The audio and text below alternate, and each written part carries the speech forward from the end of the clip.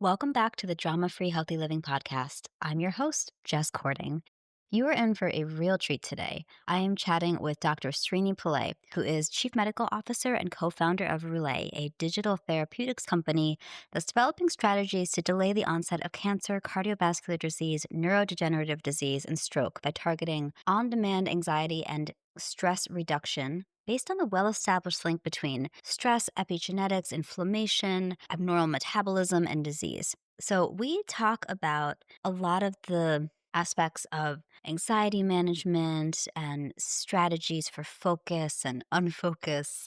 Dr. Pillay brings a lot to the table. So he graduated top overall medical student in South Africa and top award-winning resident in psychiatry at Harvard. He is a former assistant professor of psychiatry and director of brain imaging researcher at Harvard, a certified master executive coach, and CEO of Neurobusiness Group, voted one of the top 20 movers and shakers in leadership development in the world by Training Industry. And what else can I say? He's been a pioneer in the field of transformational neurocoaching, which provides business leaders with deep psychological understanding that's relevant to their personal and professional lives with practical tips, tools, and techniques to enhance leadership development using mindset strategies to decrease stress and anxiety while enhancing creativity and agility, facilitating change, and optimizing mindset in times of disruption and transformation. So we go into a lot of these different things that he shares in his projects. He's also the author of several books, which we will link to as well. But I think that you're really going to enjoy this episode. I feel like whenever we're talking about mindset, there's just so much to learn, and he has a lot to share about the fear that holds us back and how to really unlock our potential. So I hope you enjoy this episode, and let's get right to it. Welcome to Drama-Free Healthy Living with Jess Cording. I'm your host, Jess Cording. I'm a registered dietitian, health coach, and author, and I'm here to help you streamline your wellness routine and establish a sane, more balanced relationship with food and fitness so you can reach your goals without losing your mind. On this podcast, we'll talk about nutrition, exercise, self-care, mindset, and more. I'll be bringing you interviews and expert insight on the topics that matter to your health and wellness. Srini, welcome to the podcast. Thanks so much for having me, Jess. It's lovely to be. I was so excited for this conversation. I have so much respect for the work that you are doing, and I always love asking people a good origin story. And I'd love for you to share with us about how you found your way into psychiatry and neuroscience. It's such an incredible field. Yeah, it's always difficult to answer the how did I get there questions because I can never tell if I'm making it up or not. But I think at medical school, I pretty much liked everything. I liked psychiatry. I liked obstetrics and gynecology. I liked surgery. I liked internal medicine. And I think the brain was one place that I knew connected with the rest of the body in a way that was pretty primary. And so trying to understand the brain was always at the top of my agenda. And what I knew was that in many other disciplines within medicine, there were already algorithms. Like you come in, if you have chest pain, you go into a chest pain protocol. If you come in and you have a fractured femur, you go into a fractured femur protocol. But psychiatry was young enough that I could determine how I wanted to think about that in order to think about things differently. And to this day, I'm still evolving in my understanding of what it is. But I always tell people, and it takes them, they're a little taken aback by this, but I say, I kind of don't believe in mental health. And they're like, what do you mean you're a psychiatrist? And I say, well, I don't think the brain stops functioning at the level of the neck. I think what is mental strongly determines what is physical. If I had to remove your brain, it would impact your heart, it would impact your gut, it would impact your adrenal glands. So any emotions that you're experiencing are activations in your brain that eventually impact your heart, your gut, your adrenal gland, and also potentially how long you live. And so psychiatry is exciting for me because I'm interested in psychogenic longevity, which is what are the psychological factors that allow us to live into older age more healthily and to be able to think about these unseen factors that so many people don't think about. People think stress and anxiety and depression are just feeling states. And of course, as feeling states, they can be quite disturbing. But what's even more disturbing is that these feeling states can actually lead to changes in bodily state as well. So I think it's that integration that really drew me. I love how you use the word excited. about, that what you find exciting about psychiatry. I think that it helps to be excited about the field in which one is working and studying and devoting so much energy. And you also found your way into transformational neurocoaching, which I would love for you to tell our audience a little bit about what that is. Yeah, so when I was in psychiatry, I was competitive, I did well, I wanted, and then suddenly I thought, I'm not, do I really want to restrict myself to one thing? Because, I really love the sciences as much as the arts. I love all different parts of medicine. And I thought I'd like to be able to apply this in a context that's not just patients in a clinic. And so what I did was I became a certified master executive coach. And then I started training leaders globally on how to manage their own resilience, agility, and creativity, as well as their team's resilience and agility and creativity using brain science. And initially, people would be like, well, what is this is not a brain science, this is a business. And I would say, well, businesses have people and people have brains. So if you really want to impact the business, you want to impact the brain to impact the people to impact the business. And so as a result of that, I do a wide sort of range of work that goes from very practical cognitive strategies. Here are the 5 ways to decrease stress and anxiety. Here are 3 ways to build confidence so that people know that there are research based ways they can change their brains. One of the most exciting thing about the brain is neuroplasticity, which is that the brain can change. And no matter where you are in your life, just knowing that you can do something to change your brain is really empowering. But the transformational part has to do with the fact that from these basic methodologies, we get into slightly more esoteric things like who are you? And what is your ideal self? And as a spiritual being, what are you connected to? And how is that connected to your business? And initially, for some people, that's like, wow, that's too much of a stretch. I just go into work, clock in, and get my work done, not realizing that a lot of the energy we need to sustain ourselves from business comes from connecting to something much larger than ourselves. And so I guide people into that process, no matter what their religious denomination, no matter whether they believe in God or not. Really, what it is about understanding that the human brain and the body is actually not an isolated thing. Even as we're talking, my mirror neurons in my brain are activating and reflecting your facial expression and vice versa, which is kind of amazing that your facial expression lives in my brain and that my facial expression lives in your brain. And anyone listening to this is also going to be able to catch both of our emotions at the same time. And once we begin to understand that, and we begin to understand even bigger things like the fact there was a study done looking at people in 2 parts of the world, India and France, and they hooked their brains up to computers and the internet, and they tried to see if they were not looking at each other, might they be able to guess what the other person was thinking? And just having a thought, when they thought words like hola, for example, it was transmitted through their neurons, through the internet, to the other person in a different country. And even though they weren't looking at them and they couldn't hear them, that message could actually be transmitted. Speaking to the fact that interpersonal connections are extremely powerful. And the more we understand that, the more we'll understand, even as a business, how local businesses are impacting things globally. So the transformational part is a little more esoteric, and we usually get to that after going through some more concrete recommendations on how to build confidence or how to decrease anxiety and challenges like that. I love that so much. I grew up.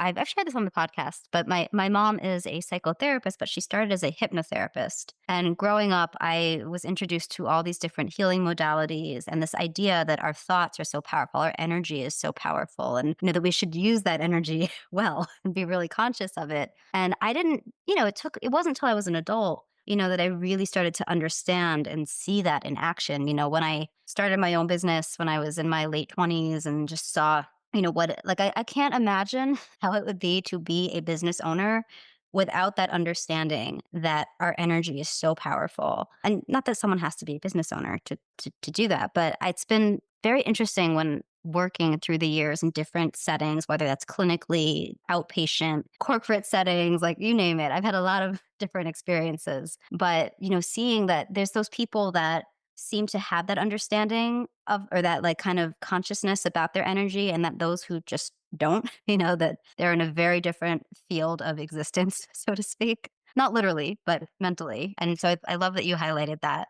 Yeah, you're saying that sort of makes me think about when you said your mom was a hypnotherapist and how important mindset is and how important belief in oneself is. Now, when people say to me, belief, like I don't care, like I just need to do this practical thing, I will frequently point them to studies that show how powerful belief is. So, for example, there was a study where they gave people milkshakes, and the milkshakes were 300 calories, but they told one group it was 600 calories. And in the 600 calorie group who thought they were getting 600 calories, just believing they were getting this higher calorie milkshake increased ghrelin and increased their satiety. So they got full because thinking that they were getting a higher calorie milkshake made their hormones change.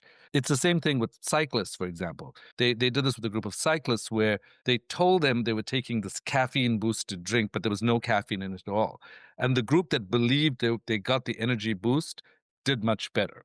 And there are umpteen other studies that I could quote where the mind is so powerful that being aware of one's mindset is crucial in being able to get the motivation we need, not just psychologically, but biologically as well. And now there are so many studies showing the biological impacts of hypnotherapy as well. So I think your mom was definitely onto something, and we're increasing in our knowledge of the power of that kind of consciousness. Keep for validating that. Like growing up, I remember having to always like kind of defend her. And still, like I was working in a space, like in a medical setting where you would think that they would be very open to different types of modalities. And the people in charge were like really not on board with it. And hypnotherapy has been used as a clinical tool for decades. Yeah. And, we do have research on its benefits. It's not like a party trick, So thank you for No, saying that. I appreciate that very much. no, absolutely. I mean, when I was, I did my consultation liaison psychiatry piece at Mass General Hospital, and we would actually do hypnotherapy, and it would work for pain reduction. So hypnotherapy is really powerful. And you have so many different things that you do. It's like I'm trying to gather my thoughts and figure out what I want to ask you about next. But see, this is, and I struggle with attention. Like I found out in my late 30s that I have ADHD. So I was like, that answers a lot of questions. But attention, like this is so hard for so many people, even those who don't have ADHD. And please, if I butcher the title of your book, I am just sometimes I stumble over words. Please correct me. But in your book, Tinker Dabble Doodle Try Unlock the Power of the Unfocused Mind, you share some really effective strategies for really harnessing attention and just nurturing that focus. And I'd love for you to share, what maybe a few favorites that you have found to be especially successful. Sure. So I think it's absolutely true that most people's attention is sort of blasted right now with notifications flying across your desktop. You have 10,000 different things you have to attend to at the same time. You've got home, you've got work. So it's difficult for the human brain to be in a kind of chill state. One of the things that I often say to people is that what people don't realize is that focus and unfocus can work together very well. And so in Tinker Dabble Doodle Try, what I talk about is how to unfocus in order to focus more effectively. So, focus in general can be super helpful. It helps you complete tasks, you go through your checklists, really helpful. However, there are several disadvantages to focus. One of them is that focus actually takes energy away from the brain. And by the end of the day, you start to not care. It's not that you're an uncaring person. You're just like, one study showed that when you had one group particularly focusing on a video, and at the end of the day you gave them this problem about who to save in this puzzle, people were like, they couldn't care less. And then when you fed them glucose, they started to care again. So so focus does take away energy from the brain. In addition, focus is great, but if you don't pay attention to what's around you, if you don't look around you, you're not going to be able to take in information. So the problem with too much focus is that it makes you not aware of competition. It makes you not aware of what's going on around you. It also, if you go with your nose to the grindstone, you're not paying attention to upcoming challenges. For example, it took people a while to realize that AI was actually going to probably take away their jobs. They were not sure because they were just focused in the present, not anticipating the future. Focus also makes it very difficult to be creative because when you're creative, you're connecting two or more things. So when you're in this unfocused, what you think is a scattered state, you can also take advantage of that by actually using your unfocused time to make connections before you focus again. And then finally, focus is helpful because it can bring you into flow. And when you're in flow, you're in what we call the embodied self, meaning you're not even aware that you have a self that talks to the other self, or a judging self or an experiencing self. You're just in the flow state. However, we need times for our brains to put together information about who we are. This is called the narrative self. And that's where the unfocus can actually help. So, so what unfocus does is it gives your brain energy so you can focus better. It allows your brain to put two and two together so that you can, when you do focus, you'll have a better idea. It allows you to be more connected with who you are. It allows you to see things around you so you can gather that information, and it allows you to predict. So if you think, well, that's great that my unfocus can improve my focus. How now can I actually create a more focused well, how do I create strategic unfocus is the first question. And there are a couple of different techniques that I talk about in my book. The first is firstly napping. 15 minutes of napping can give you 1 to 3 hours of clarity. So if you feel like you're like really sluggish in that afternoon, you're like, oh my God, maybe I should have another cup of coffee. Napping can actually be even more restorative for some people. Also, doodling on a piece of paper. Doodling has been shown to improve memory by 29%. So it really helps you gather the information that's already in your head. Then there's booster breaks can be super helpful, where you take 15 minutes just to go off running. And you come back and you actually feel more connected to other people. Some people will call that a runner's high, but you can also go on a brisk walk. And then there are other techniques like positive constructive daydreaming. So Jerome Singer in the 1950s found that sitting at your desk and daydreaming was not that helpful. Or like thinking about the prior night's indiscretions, like what did I say at the party, and did I have too much to drink, and is also not helpful. But what is helpful is positive constructive daydreaming. And the way in which you do this is you set aside time, 15 minutes, you do something low key like knitting, or you can go for a walk or gardening. And then you let your mind go so that your attention is inward. We spend our whole day looking outward, but we very rarely say, hey, why don't I just take this flashlight and turn it inward so I can start thinking of something wishful or playful? And the moment you start doing this, you start encouraging your brain to become more creative. But if you're someone who says, okay, before I get to the strategic unfocus, how do I just focus better in a particular point in time? And this is something that we're doing on the ReuLay platform. ReuLay is a company that I co-founded. That's an app that allows people to make mindset shifts. And these mindset shifts are extremely important. What people don't realize about having ADHD, actually, if you're not attending to your focus overtly, either with medication or doing something overt, people with ADHD have twice the mortality rate before the age of 46. And part of that is that there's so much energy that's being utilized, and there are accidental injuries, there often is anxiety, there often is depression. All of this can contribute to that. So paying attention to your brain's ability to focus is pretty important. What I sometimes do with people is I'll say, why don't you just try 1 week with just one sort of browser up at a time? Because so many people have like 10 browsers open at the same time, Yes. and they're like, how do I go to this? What am I doing here? Oh my God, this is here. And I'm like, okay, have a one browser week, right? Just have a one browser week, see what that feels like. The second thing is, rather than randomly checking your social media or just checking just to take a break, tell yourself, I'm going to check my social media at this time and at that time.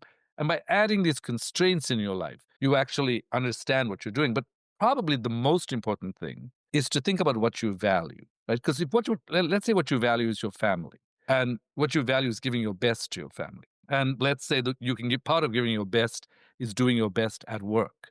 Well, if you're going to do that, then don't just attach it to the work, attach it to the value. And if you're not working, then you can say, well, still, even if I'm not working, being focused, allowing, like, setting up my meal prep, trying to figure out when I'm going to cook something, trying to figure out when I'm going to take time off, just being focused in that way can be super helpful. So I would say, in summary, that to contain your focus, setting up a single browser day is a great idea. I think also having specific times when you're not having this digital distraction is important. And then refueling your brain constantly will keep your brain more focused. Most people live their days with sort of, focus fatigue, and then they're out for the count. But, you wouldn't go cross country without refueling. So why would you go through your whole day without saying focus, unfocus to refuel, focus, unfocus? And that way you're keeping, metaphorically speaking, the maximum amount of gas in your brain so that you can go through your day with more energy. Thank you so much for sharing that. And just knowing our audience and what they struggle with, like, I think what you shared about unfocus and focus working together. I think I want everybody to buy your book because I can think of so many people I've worked with who they're beating themselves up because they're like, why can't I focus? And I think it would be so helpful for them to read that and learn from that because that's such a powerful way of looking at this. Yeah, absolutely. Because I think also focus has this reputation. Like people are like, if you the person who's the most focused does the best. But if you listen to interviews of Jeff Bezos, for example, you'll hear him say, I have my difficult meeting times, like where I know I'm gonna need a lot of my brain, and I'm not gonna set that at 5 p.m. That's gonna be at 10 a.m., 11 a.m., because that's when I have to use my brain the most. By 5 p.m., I'm like, that's too much. Like I need to do something more chill. So we always think that other people have some superhuman capacity, that they're being driven by something. But I think everybody knows that there are peaks and troughs to their day. And if you can know your own peaks and troughs, you'll be able to match what you have to do with those peak times. That is so powerful. Just being honest with yourself about what those peak times are instead of what you think they should be. I personally found them to be a game changer. And I know some jobs they don't. You can't always engineer your day that way. I've been there, but when you can bring when you can do what you can to work around and really take the advantage of those times, it's such a different experience in a really positive way. Yeah, So thank you for absolutely. sharing that. I Sure. also wanted to ask you about fear. Now, this is something that I've seen this come up so much with my clients and my patients over the years. I certainly, in my business and at times in my personal life, have definitely seen how fear can really hold us back and, keep us stuck in stressful patterns as well. And in your book, Life Unlocked, 7 Revolutionary Lessons to Overcome Fear. For somebody and I'm like, where do we even start with talking about this book? But for somebody who is in this phase where they're recognizing that fear is having an effect on them, it's holding them back. Do you have any tips for what might be a good place for them to start in terms of working on moving past it and starting to build healthier patterns? Yeah, absolutely. I could talk about this forever. So I used to run an anxiety disorder center at Harvard, and I also ran a part of the brain imaging center where we looked at brains that were in a state of fear. And all of my recommendations are generally based on what we know can actually change the brain. So one simple way to start is when you ask yourself, what is fear? What we're learning more and more is that fear is the brain's signal that your body has to change its metabolic parameters to prepare for a negative event. So, a long time ago, people would just say fear is some kind of emotion. It impacts the amygdala in the brain, which is like the brain's alarm center, and it sets that off. It does, but that part of your brain connects to the rest of your body. One of the main axes of fear in the brain is the hypothalamic pituitary adrenal axis. And all that means is that your brain connects to parts of your body where cortisol is being made as part of your stress response. So it's important to remember that fear is a whole body situation. It's not just something that's in your brain. Now, if you ask yourself, how do you manage that fear? I think it depends on how that fear is manifesting. Is it manifesting as worry? Is it manifesting as slightly panicky feelings? What I see more and more in society is this low level of anxiety. Like people are like, I just got up. I did nothing. Why am I feeling like stressed? Like I'm feeling like some level of anxiety. And that's because there's a whole lot of stuff going on in the unconscious brain, right? And in the unconscious brain, what happens is that you're not even aware of what your brain's processing.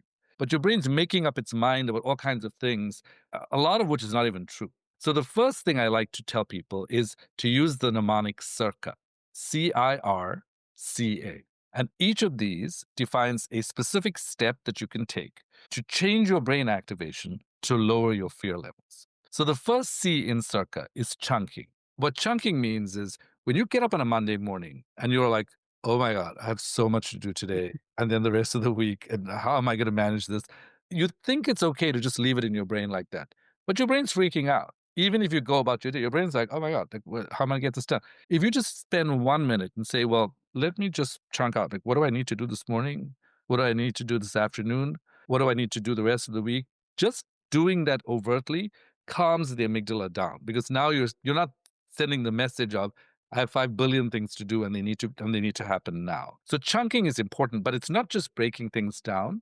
It's also ruthlessly prioritizing. In my experience, nobody can get done what they think they should get done in a particular day. So if you say, I have to get this done, that's fine. And you say, this I'd like to get to, and this, it would be great, but if I don't get to it, it's not the end of the world. Just how using self talk in that way can be very calming to the brain. And then also, the other part of chunking is delegation, right? So delegating, we often forget that. It's like, wait a minute, do I have to do all of this? What if I got someone else to help me do this? So that C is the chunking part is about breaking things into pieces, into different chunks, ruthlessly prioritizing and delegating. The I in CIRCA is ignore mental chatter. And what that is mindfulness or cyclic sighing. So mindfulness is where you could basically sit back and close your eyes and pay attention to your breath. And you just pay attention to every inhale and exhale. And if your mind starts wandering, you bring it back to your breath, as if it's a flashlight. And people always say, "Well, that sounds ridiculous. Like, what does that do?" Well, when we look in the brain, it actually decreases overactivation in the amygdala. And some preliminary studies have shown that it can protect the ends of chromosomes so that you could potentially live longer. So that simple practice can be helpful. But recently, a study at Stanford showed that cyclic sighing is another way you can do this ignore mental chatter. And the way you do cyclic sighing is just for 5 minutes. You breathe into 3/4 and then another quarter, just a little bit, and then you slowly breathe out. So it's basically, and just that practice was shown to be even more effective than mindfulness in this one study. So ignore mental chatter is super important because the brain is just a noise making machine the whole day. It's like, "Yeah, yeah, yeah, what are you doing? Are you sure you do this? Do you know what you're going to do? What about that? What about the kids? What are you going to eat?" There's like a lot of stuff that's going on. So you want to bring that noise level down. The R is for reality check. And reality check is using self talk to say, this too shall pass. Sometimes you have these horrible things that happen. You're like, oh, I totally messed that up. And then it sticks with you. But if you can say, this too shall pass, it's like, it's over, next. Sometimes I tell people to use drop it like it's hot. Just any negative thought is like, nope, I don't want to go finish. It's over. So that's what the R is like. The second C is control check, which is like the serenity prayer. Sometimes you turn on the TV and you're like, oh my God, it's a disaster everywhere in the world. It's like, well, what can you control? What can you not control? And why waste attentional space with things you can't control? So focus on the things you can control. Lady Gaga is a great example of this. She actually spoke to students at Yale about a point she reached in her career where she was in a state of burnout. And she was like, I don't want to sing. And people were like, that's crazy. Like, you're so good at singing. Like, what would make you not want to sing? She said, well, I realized that I had to take selfies and I had more to offer the world than that. And I had to advertise perfumes and I don't even like perfumes. And I slowly realized that I could say no. And the more you learn to say no to things in your life, the more you can go home, look at yourself in the mirror and say, I can sleep with you any night because I respect you, because you're not just saying yes to stuff you don't want to say yes to. And then the last A is attention shift, which is shifting your attention from the problem to the solution. And the idea being that we get so stuck in the problem sometimes. We're like, oh my God, this is happening. And it's like, well, okay, we get it. Now let's shift attention to solution. So using CIRCA, which you can do on any Monday, you can do on just when you're feeling freaked out, or you can do every day of the week, is super helpful. And because I made ReuLay, I like to recommend to people. And right now we're actually doing a sort of an offer for free usage so people can try it out. And I'll tell you more of the details at the end of our interview. But ReuLay is also another way in which you can create this mindset shift to feel less stressed as well. I would love for you to tell us a little bit more about it. ReuLay is an app. It's at reulay.com, www.reulay.com. And what it is an app that allows you to make one of 9 mindset shifts. So you can go from distraction to focus. You can go from pessimism to optimism. You can go from uncertain to confident. You can go from bored to filled with awe. You can go from being disconnected with your body to being reconnected with your body. You can go from not feeling connected to anybody to feeling very connected to others. You can go from feeling dependent to feeling autonomous, feeling burnt out to feeling resilient, feeling disempowered to feeling empowered. But when you go to the app, you basically say, yeah, today I want to feel more confident. And so you hit confidence, and that takes you into one of several channels that you can look at, which will take just 2 to 5 minutes. There are some 10-minute experiences, but most people are like, I can't do more than 5 minutes a day. So if you do, you either go into a celebrity channel, or we've designed art based on the brain that is either nature or geometric or fractal, or breathing exercises, or embodiment exercises. And we're about to add some gaming and psychodynamic elements as well. But when you go into confidence, you go into celebrity journeys. You might see an interview in for confidence. It would be Zendaya, so talking about the fact that she just wasn't that confident. And at some point, she was like, "Well, why don't I just use clothing as a way to express myself, and I can take on these different characters, and then I don't have to be obsessed with all the things that are wrong with the static me." And that sort of makes you think, "Oh, wow, that's kind of interesting." And that's based on the fact that with that relatedness, you have an increase in oxytocin, an increase in trust, and a decrease in fear. And you can basically tell the system, because it's AI driven, you can say, I like that experience, show me another one just like that. Or you can say, don't show it to me. And as you use the system more and more, you can actually learn to feel better, and the system will respond to you, and you can track your progress over time. And if anybody's interested in this, they can contact us at solutions@reulay.com. So solutions at REULAY.com. And we'd be happy to give them a 3-month free subscription so that they can try it out and see what it feels like. Thank you so much for sharing that with us. That sounds really exciting and much needed. I think having these tools that can shift our mindset in a way that's approachable is so important. I see people struggle with this all day, every day. So I think that's so valuable. I one question I also wanted to ask you, just because, I'm a dietitian and, by training and a health coach. And so food plays a big part. And I know something that you've shared is that decisions about nutrition, can sometimes require like complex thinking. And I'd love to hear your thoughts about that. Yeah, what I think a lot of people don't recognize is that a lot of the information we hear is information that is well marketed. It's not necessarily a good summary of what's in the literature. So, for any study that you tell me in medicine, I can probably show you a counter study. For example, there have been studies a long time ago, people would say, maybe you could drink 2 glasses of alcohol a night if you were male, one if you were female. Then it graduated into 0 glasses of alcohol, because if you drink any alcohol, it's bad for you. And then just this last month, in the Journal of the American Medical Association, they found that if you just suddenly abruptly stop drinking alcohol, you can increase your bad cholesterol and decrease your good cholesterol. So what that tells us is that the decision should be yours. You should decide what's working for you and what's not working for you. It needs to be personalized. And rather than just taking one bit of information, I always recommend to people, ask your doctor, is there anything that shows the opposite of that? And there's another thing. If you look at antioxidants, for example, people will be like, you got to eat your broccoli. It's a lot of antioxidants. It's really great, good for you. It is good for you to have antioxidants. But studies also show that antioxidants may accelerate malignant progression. So you want to be careful about what works for you. And I honestly think we're living in an age where it's never been more important to take in information from science, but to actually intuitively make decisions about your own body and teach yourself how to make decisions about your own body. So what I mean, and it's the same thing with the study I quoted on ghrelin, right? So if your mind can change a hormone and make you feel fuller.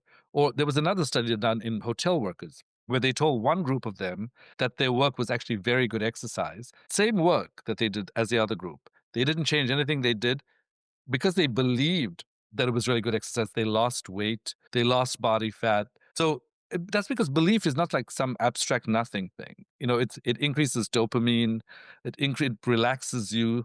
So if you have decreased cortisol, you're probably not going to have as much fat buildup. So I think with diet, I always say to people that you'll hear the fad of the month always. If you just go to Instagram or you go on it, you'll hear all kinds of fads, and you'll buy into what you want to buy into. But what you believe matters a lot. So it's important for you to believe that. And then also it's important for you to, I think, take a strategic approach to your own goals rather than just believing everything that's out there. Say to yourself, well, what's the advantages and the disadvantages? Look up opposite studies so that you can actually embrace this complexity. And actually, the unfocused circuit in the brain is the circuit that allows you to integrate subtle information. So if you are trying to figure out, oh my God, there's so much information out there, how do I put this together? You're not going to get to understand this more by focusing more. By strategically putting in these unfocused times into your day, your brain can put this together so you can have those eureka moments that you need. So that's what I mean by complexity, that there's no one size fits all. Thank you so much for sharing that. I think, to your point, I think this is a time where it's so important. And I think we can just do ourselves a huge service by learning how to tune into the body. I've gotten pushback on this, like in work settings about like, why are you spending time on this? Just tell people what to eat, give them a meal plan. I'm like, yes, but that's not the whole picture. That's not helping them if I just do that. And I love what you shared about taking a strategic approach to your own goals. I think that is such an important message for people to take away, that it's not about what goals you think you should be going after. It's not about someone else's strategy. It's like a personalized strategy for your unique goals. I love that so much. Yeah, absolutely. And I often say to people, it's interesting in the coaching literature, Richard Boyatzis has looked at like what truly helps when you're coaching someone. And what he found was that coaching for goals is less effective than compassion oriented coaching. And that's because if you're just goal, goal, goal, goal, goal, it activates the fight or flight system. And then your brain's just in a state of panic over what to do next. And then the next thing you know, you're having 10 times the amount of some dessert that you didn't mean to have because you've been trying to restrict yourself before that. So, what you want to do is remember that compassion matters, compassion towards others, but also toward yourself. And I think if you recognize that and you have goals, you're more likely to be able to have a calmer transition to reaching what you want. Thank you for sharing that.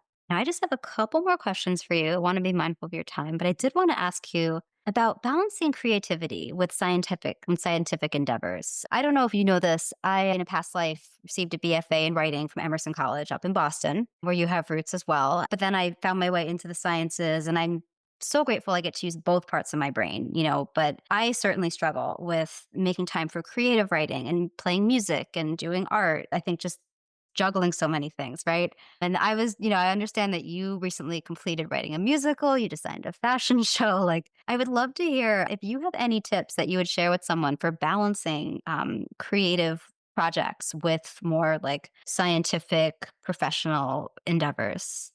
Yeah, firstly, I think balance is almost impossible. And I think it's almost especially impossible for women.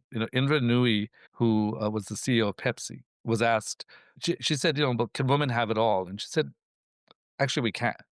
Like, we actually cannot. And once you rest with that, you realize, wait a minute, you're right. Like, I can't be the CEO of a company and be the best mother possible because they're having mother meetings at 9 a.m. when I'm on a flight to China.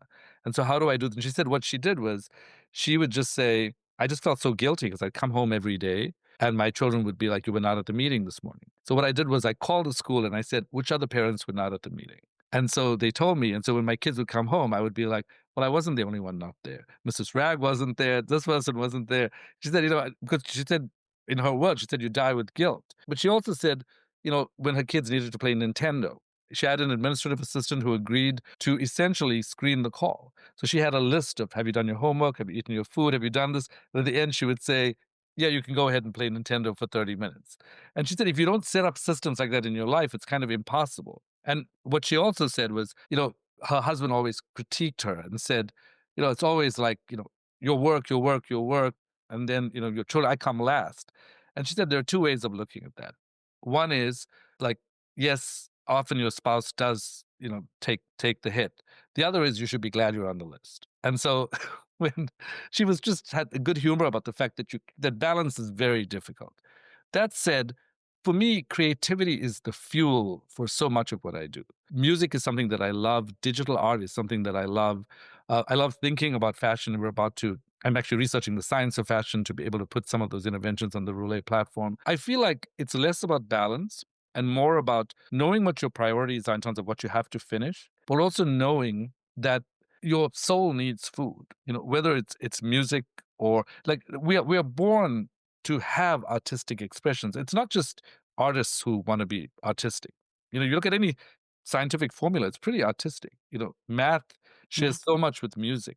So I think within every person, there's now a lot of evidence in the field of neuroaesthetics to show that artistic expression is good for the brain and it's good for the body. and it helps you age more successfully. So I would say that if you're someone who says, I just don't have time to do that, set aside 1 hour a week. Just start with that on any day where you think you can afford that. And whether it's scribbling or coloring in or drawing something or making something, or whether it's even like a few minutes in the shower, the reason people get their best ideas in the shower is because this unfocused network is turned on and it's putting two and two together and connecting all these ideas.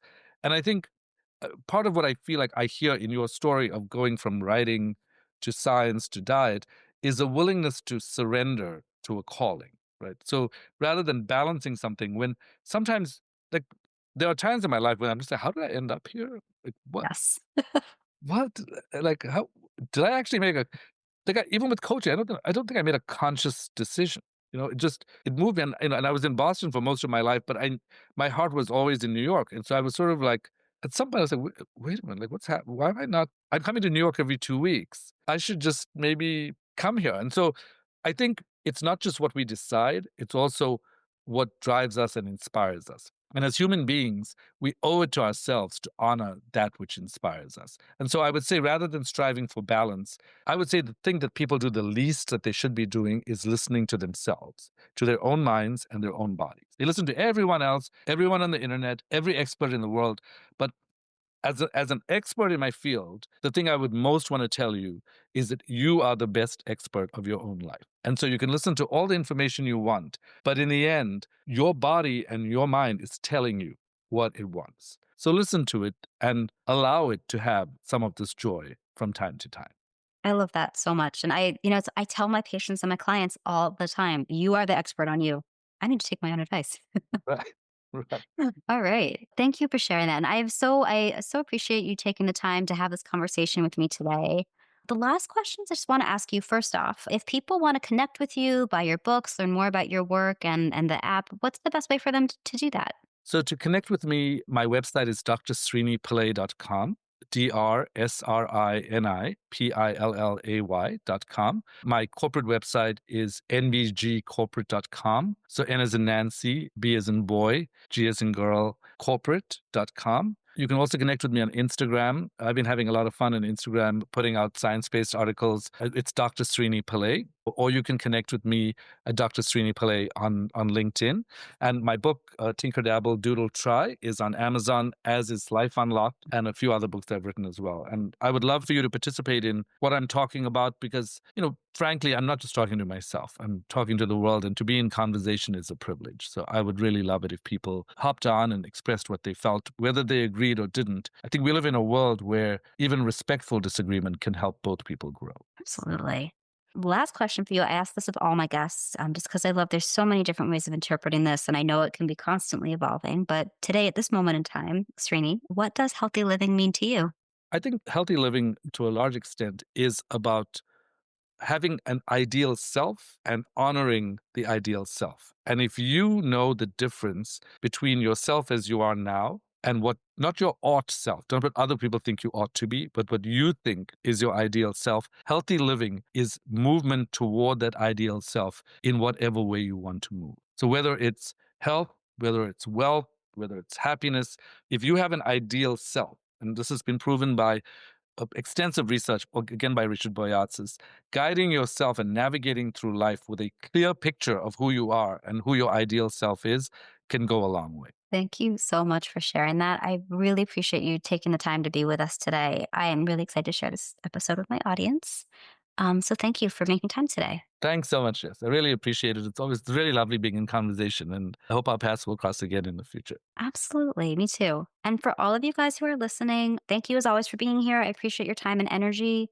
We couldn't do this podcast without you. So if you like what you hear, please consider leaving us a 5-star review on Apple Podcasts. They do matter and help me continue to bring you wonderful, insightful guests. So as always, guys, I hope you have a wonderful day and we'll talk soon. Thank you for listening to Drama Free Healthy Living with Jess Cording.